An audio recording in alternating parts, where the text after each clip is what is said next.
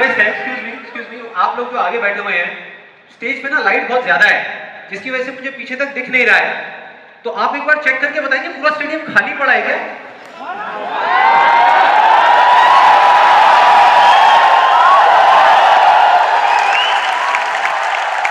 तो एक बार दोबारा ट्राई करते हैं थोड़ी और एनर्जी के साथ में। Good morning everybody.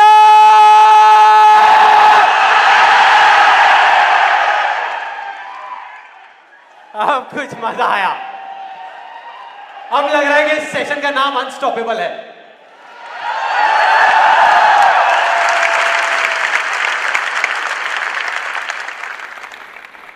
ओके, अब बात करते हैं मेरी। मैं इतना एक्साइटेड क्यों हो रहा हूं? देखो, बहुत सिंपल है। अपने हर सेशन से पहले 15 से 20 मिनट के लिए मैं अपनी आंखें बंद कर लेता हूं, और जब माइंड पूरे तरीके से ब्लैंक हो जाता है, जब माइंड में कोई थॉट्स नहीं होते, तो अपने आप से एक क्वेश्चन करता हूं कि अगर ये दिन मेरी ज़िंदगी का आखिरी दिन हो और मुझे ये किसी तरीके से पता चल जाए कि मैं कल सुबह नहीं उठने वाला, तो मैं आज क्या करूँगा? ये मेरा क्वेश्चन होता है। और उसके सिर्फ 2 ऑप्शंस होते हैं मेरे पास में, 2 जवाब होते हैं, और मैं दूसरे ऑप्शन को चुनता हूँ। पहला ऑप्शन कि कल जो होने वाला है उसको सोच सोच करके मैं रोता रहूं और परेशान हो जाऊं। दूसरा ऑप्शन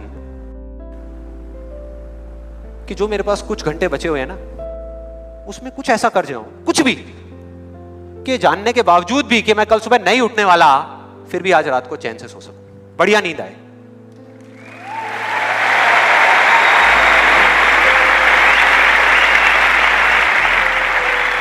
और इसीलिए आज यहां पर जो कुछ भी होने वाला है, जो कुछ भी, वो मेरे लिए सिर्फ एक सेशन नहीं है।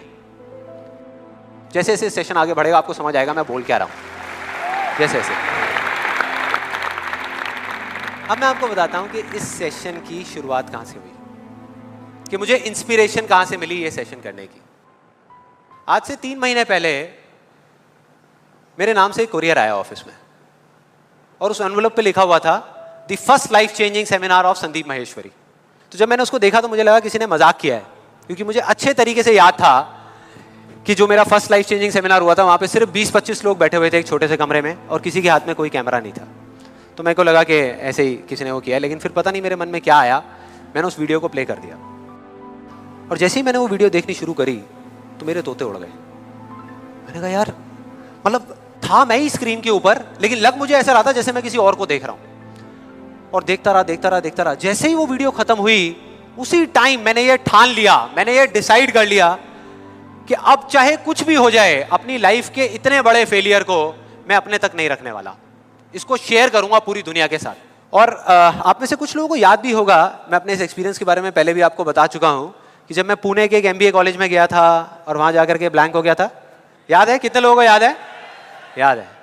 तो तब मैंने आपको बताया तो था, लेकिन दिखाया नहीं था, क्योंकि मेरे पास में कुछ था ही नहीं आपको दिखाने के लिए, कोई वीडियो नहीं थी।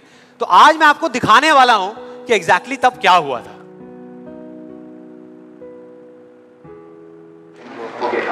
Good afternoon, everybody. Just call me Sandeep, don't call me sir. And just a few confessions before I start off this session. The first one is, please don't look at me like this with all these frowning faces, because that makes me nervous. And to be honest with you, this is the first time that I am speaking in front of so many people. And second thing is,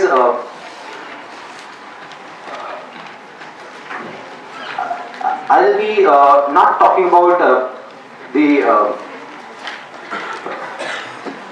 theory part of it. I'll actually focus more on the practical side of how I did whatever I did. Okay, the second confession, which I forgot, that is. To be honest with you, I can speak in English, but the problem is you may understand what I am talking about, but I won't be able to understand what I am talking about. So it's better if I talk in Hindi. So. Then coming on to the point directly, the secret of what I feel is of my success. I started my career, I think, at the age of 13, and okay, so I'll come on Hindi. So I'm sorry. Yeah, so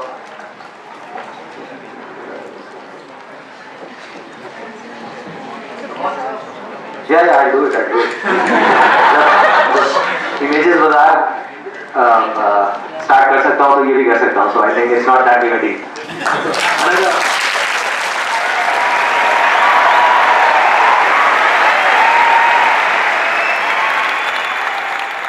आपने देखा मेरी क्या हालत हुई थी? I think सबका यही हाल होता है जब वहाँ पे स्टेज पे जाते हैं, इतने सारे लोग सामने बैठे होते हैं, सबका यही होता है.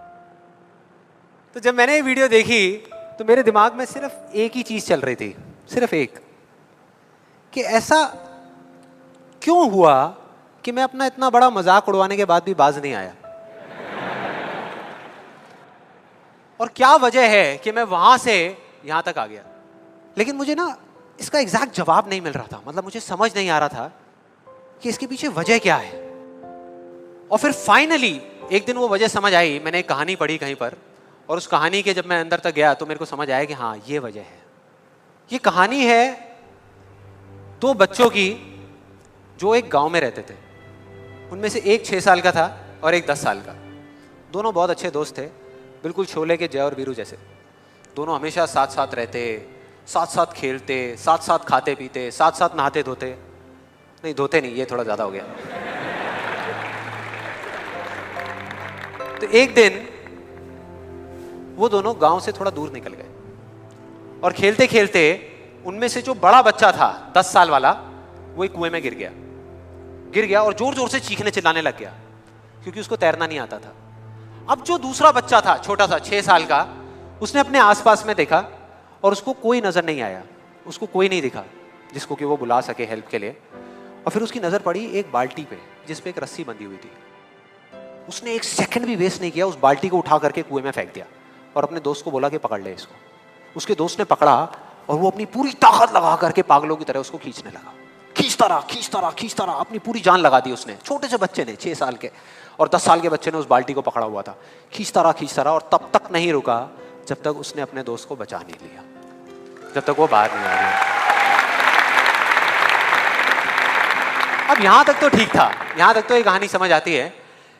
लेकिन हुआ क्या कि जैसे ही ये दो बच्चे, जब दोनों एक हो गए, जब बाहर आए और आकर के गले मिल रहे, रो रहे और खुश हो रहे, एक तरफ से उनको डर भी लग रहा था. डर था कि अब गांव जाएंगे तो बहुत पिटाई होगी जब उनको बताएंगे कि ऐसे हम कुएं में गिर गए और ये सब चीजें हुई. लेकिन मजे की बात, ऐसा कुछ भी नहीं हुआ. वो जब गांव गए और जा करके उन्होंने अपने घर वालों को बताया, बाकी गांव वालों को बताया, तो किसी ने विश्वास नहीं किया, पूरे गांव वालों ने. और वो अपनी जगह बिल्कुल ठीक थे, क्योंकि उस बच्चे में इतनी ताकत भी नहीं थी कि वो एक बाल्टी पानी से भरी हुई वो उठा सके. तो इतने बड़े बच्चे को इतनी ऊपर खींचना तो बहुत दूर की बात है. लेकिन एक आदमी था उस गांव में, उसने विश्वास कर लिया. उनको सब रहीम चाचा कहते थे, उस गांव के सबसे समझदार बुजुर्गों में से एक. और सबको लगा कि यार ये कभी झूठ नहीं बोलते, अगर ये कह रहे हैं तो जरूर कोई ना कोई बात होगी, कोई ना कोई वजह होगी जिस वजह से ऐसा कह रहे हैं. और फिर सारे गांव वाले इकट्ठे होकर के उनके पास में गए और जा करके बोले कि देखो जी, हमें तो कुछ समझ आ नहीं रहा, आप ही बता दो कि ऐसा कैसे हो सकता है. तो उनको हंसी आ गई. वो बोले कि यार इसमें मैं क्या बताऊं, वो बच्चा बता तो रहा है उसने कैसे किया. बाल्टी को उठा करके कुएं में फेंका, उसके दोस्त ने बाल्टी को पकड़ा, उसने रस्सी को खींचा और अपने दोस्त को बचा लिया. तो आपको पता तो है उसने कैसे किया, बच्चा बता तो रहा है, इसमें मैं क्या बताऊं. तो सारे गांव वाले उनकी शक्ल देख रहे. फिर कुछ देर बाद वो बोले कि सवाल ये नहीं है कि वो छोटा सा बच्चा ये कैसे कर पाया, सवाल ये है कि वो ये क्यों कर पाया, कि उसके अंदर इतनी ताकत कहां से आई है. और बोले इसका सिर्फ एक जवाब है, सिर्फ एक, कि जिस वक्त उस बच्चे ने ये किया, उस टाइम पे उस जगह पर दूर दूर तक कोई नहीं था उस बच्चे को ये बताने वाला कि तू ये नहीं कर सकता.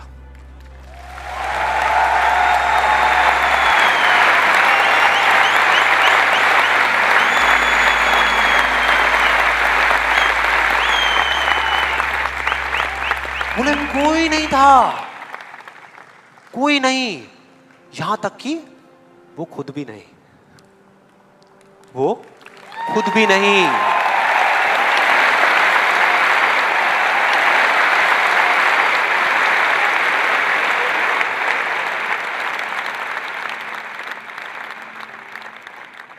अब मैं आप लोगों से पूछता हूं कि अगर कुछ ऐसा हो जाए, अगर आपको भी उस बच्चे की तरह किसी की आवाज सुनाई ना दे जो आवाजें आपको रोकती है, ना किसी और की ना अपनी, तो क्या होगा? मजा आ जाएगा, राइट? उस बच्चे की तरह आपको भी कोई नहीं रोक पाएगा, you'll be unstoppable, right? Yes और नो? यस और नो? यस और नो? थियोरेटिकली तो ये बात बहुत अच्छी लग रही है सुनने में, लेकिन अगर हम प्रैक्टिकली देखें तो सिर्फ यस बोलने से काम नहीं चलने वाला। ये आप सबको भी पता है और मुझे भी पता है।